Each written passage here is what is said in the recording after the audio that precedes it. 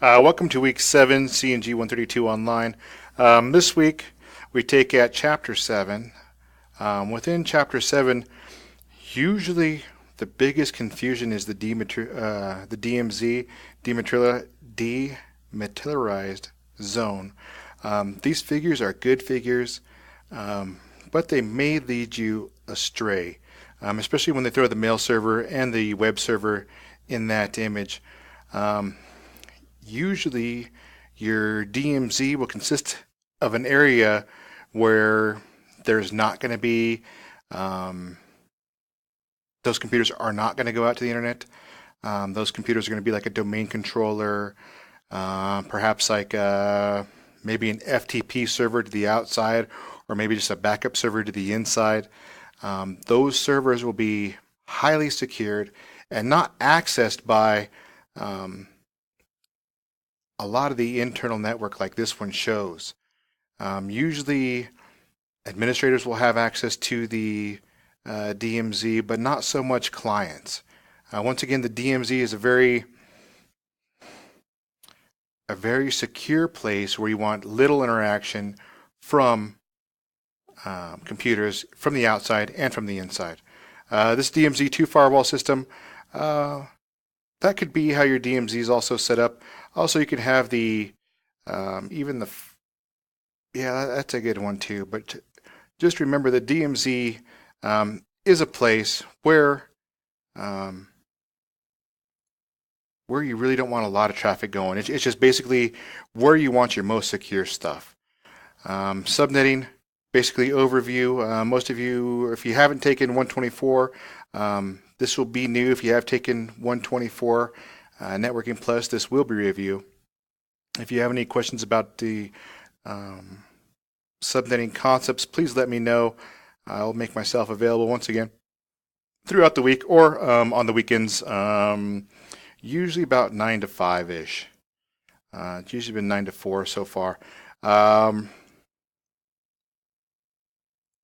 Standard network devices. Within this, we look at the OSI layer, and there is 7 layers.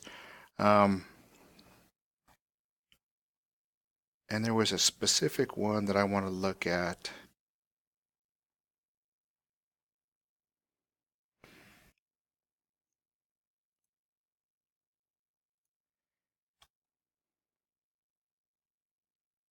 Know that there are 2 types of firewalls. Physical firewalls, application firewalls, spam filters. As we see here in this, they have a spam filter before the mail server. Basically, the spam filter accepts incoming email on port 25, switches then to port 26, and then forwards the mail to the mail server.